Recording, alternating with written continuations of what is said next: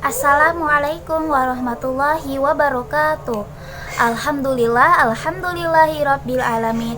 Wassalatu wassalamu ala asyrofil anbiya wal mursalin wa ala alihi wa sahbihi ajma'in, amma ba'du. Pertama-tama bersyukur kita kepada Allah Subhanahu wa taala dengan mengucapkan alhamdulillah, dan yang kedua bersalawat kita kepada Rasulullah sallallahu alaihi wasallam dengan melafazkan doa Allahumma sholli ala sayyidina Muhammad wa ala ali sayyidina Muhammad. Izin perkenalkan diri, perkenalkan nama saya Latifah Dewi Zuro dari semester 2B, mahasiswa yang berada di kampus T Ibnu Sina, Kota Batam. Pada kesempatan kali ini saya ingin membahas mengenai akhlak terpuji dan akhlak tercela. Sebelumnya, apa sih pengertian dari akhlak?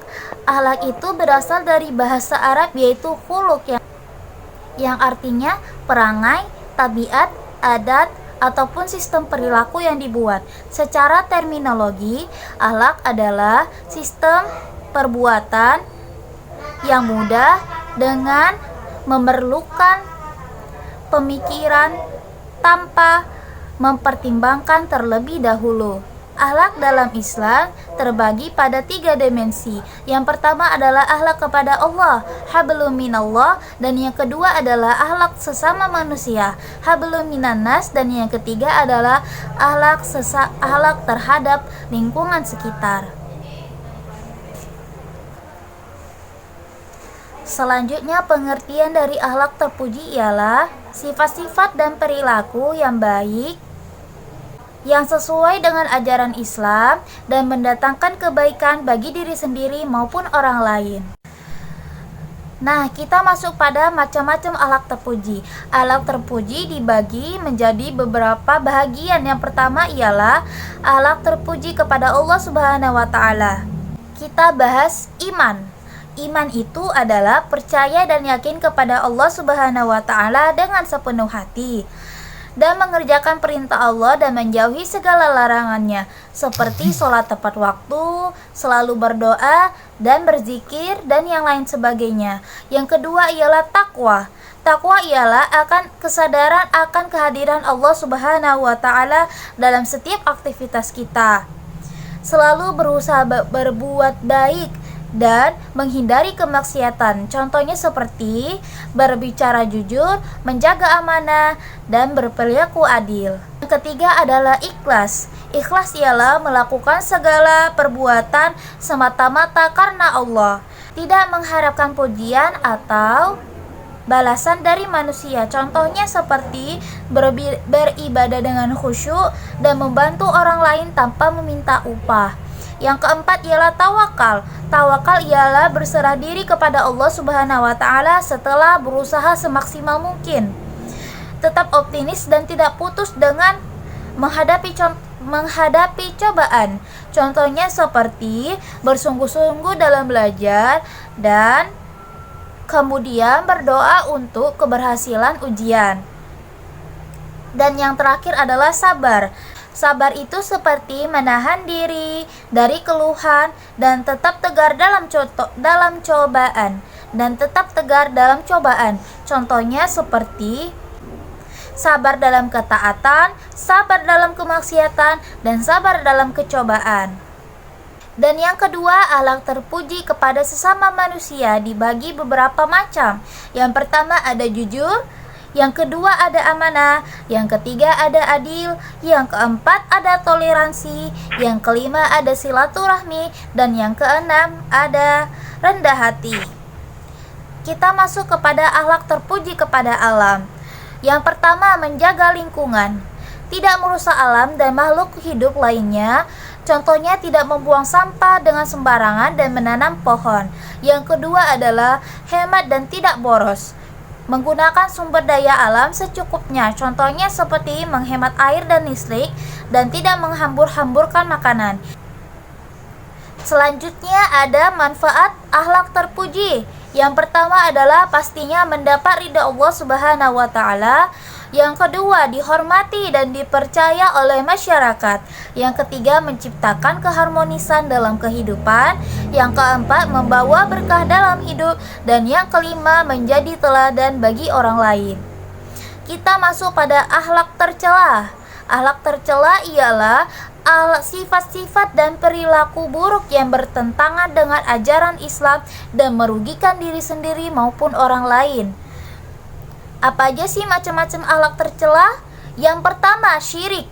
Syirik itu menyekutukan Allah dengan sesuatu yang lain, seperti syirik besar menyembah selain Allah, syirik kecil, riya, pamer dalam beribadah, bahaya, dosa yang tidak akan diampuni Allah jika ia tidak bertaubat. Yang kedua, kufur. Kufur itu mengingkari keberadaan atau keesaan Allah. Contohnya seperti tersesat dalam kehidupan dunia ataupun akhirat. Yang ketiga adalah nifak. Nifak itu ialah menampakkan keimanan di luar tetapi kafir di dalam hati. Ciri-ciri orang munafik terbagi kepada 3. Jika berkata ia berbohong, jika berjanji ia ingkar, dan jika dipercaya ia berkhianat. Kita masuk pada bagian akhlak tercela kepada sesama manusia. Yang pertama ada bohong. Bohong itu berkata tidak sesuai dengan kenyataannya. Contoh akibatnya adalah kehilangan kepercayaan dan merusak hubungan sosial. Yang kedua ialah khianat. Khianat ialah tidak menjalankan amanah dengan baik. Contohnya seperti korupsi dan tidak menepati janji dan membocorkan rahasia. Yang ketiga adalah sombong atau takabur, seperti merasa diri lebih baik daripada orang lain dan selalu meremehkan orang lain. Tidak mau menerima kebenaran dari orang lain. Contohnya seperti tidak mau mengakui kesalahan diri sendiri dan meremehkan orang-orang miskin. Yang keempat adalah hasud. Hasud itu adalah iri hati dan ingin kebaikan orang lain hilang. Dan bahayanya adalah merusak keimanan dan hubungan sosial. Contohnya tidak senang melihat kesuksesan orang lain, berharap orang lain itu akan celaka.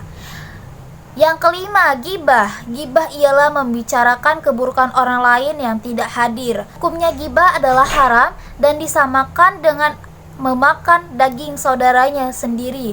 Contohnya ialah bergosip dan menyebarkan aib orang lain. Yang keenam, fitnah. Fitnah itu menuduh orang lain dengan tuduhan yang tidak benar. Bahayanya ialah merusak nama baik diri kita ataupun kehormatan orang lain. Hukumnya adalah dosa besar dan harus diminta maaf. Yang ketujuh adalah bakhli. Bakhli ialah pengerti, kikir dan tidak mau mengeluarkan harta untuk kebaikan, dan tidak mau berzakat, bersedekah ataupun membantu orang lain. Akibatnya hartanya tidak berkah dan dijauhi oleh masyarakat. Dan yang kedelapan adalah ananiyah. Ananiyah adalah mementingkan diri sendiri dan tidak peduli kepada orang lain, tidak mau berbagi dan tidak empati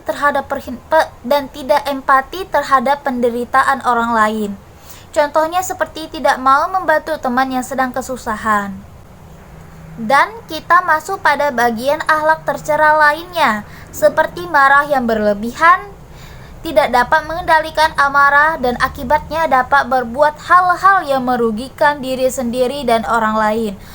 Cara mengatasinya adalah berwudu, membaca ta'awudz, dan duduk jika berdiri. Yang kedua, putus asa, kehilangan harapan dan tidak percaya pada pertolongan Allah Subhanahu wa taala. Bahayanya dapat menyebabkan seseorang berbuat nekat. Cara mengatasinya adalah memperbanyak zikir, doa, dan optimis. Kita masuk pada akibat akhlak tercela. Apa aja sih akibatnya kalau kita jika melakukan akhlak tercela? Yang pertama, mendapatkan murka Allah Subhanahu wa taala. Yang kedua, kehilangan kepercayaan masyarakat. Yang ketiga, merusak hubungan sosial. Yang keempat, membawa kesengsaraan dalam hidup. Dan yang kelima, menjadi contoh buruk bagi orang lain. Kita masuk pada bagian bagaimana kita dapat membentuk akhlak terpuji yang baik. Jadi, cara kita membentuk akhlak terpuji yang baik itu ada beberapa ya. Caranya yang pertama adalah pembiasaan. Melakukan perbuatan baik secara konsisten dan berulang-ulang.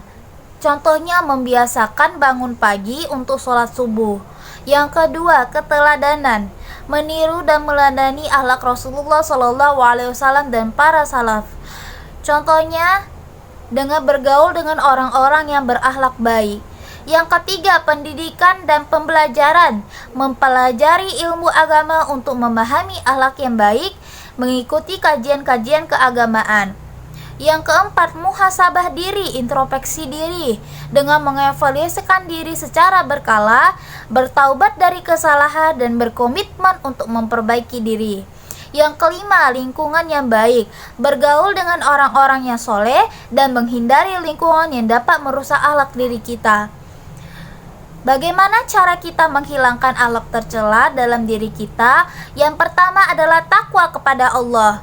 Selalu mengingat bahwa Allah melihat setiap perbuatan kita, takut akan azab Allah dan mengharap ridhonya. Yang kedua, memperbanyak zikir. Zikir dapat menenangkan hati kita dan menjauhkan kita dari perbuatan yang buruk. Contohnya membaca istighfar berulang kali, seperti tasbih ataupun tahmid. Yang ketiga adalah berpikir sebelum bertindak, mempertimbangkan akibat dari apa yang setiap kita perbuat dan menahan diri dari tindakan yang dapat dirugikan. Yang keempat, mencari ilmu.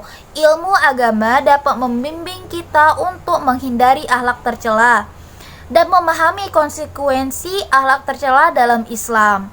Yang kelima, istiqomah dalam Islam. Ibadah yang konsisten dapat membentuk jiwa yang bersih, seperti sholat, puasa, dan ibadah lainnya dapat mencegah perbuatan keji. Dari beberapa yang sudah saya sebutkan, kita akan membuat kesimpulannya bersama-sama. Kesimpulannya adalah akhlak merupakan inti dari ajaran Islam yang menentukan kualitas seseorang muslim. Akhlak terpuji membawa keberkahan dan kebahagiaan dalam hidup, sedangkan akhlak tercela mendatangkan kesengsaraan dan kerugian. Setiap muslim wajib berusaha untuk menghiasi diri dengan akhlak terpuji dan menjauhi akhlak tercela. Pembentukan akhlak memerlukan usaha yang konsisten dan berkelanjutan melalui pembiasaan, keteladanan, pendidikan, dan lingkungan yang baik. Dengan akhlak yang mulia, seseorang muslim dapat menjadi rahmat bagi seluruh alam sebagaimana yang dicontohkan oleh Rasulullah SAW, bahwa sebagaimana Allah Subhanahu wa taala berfirman dalam surah Al-Qalam ayat 4 yang artinya, dan sesungguhnya kamu benar-benar berbudi pekerti yang agung. Mungkin hanya ini yang bisa saya sampaikan, kurang dan lebihnya saya minta maaf. Semoga materi yang saya sampaikan dapat bermanfaat dan jangan lupa untuk mengamalkan akhlak terpuji dalam kehidupan sehari-hari. Wabillahi taufiq wal hidayah. Wassalamualaikum warahmatullahi wabarakatuh.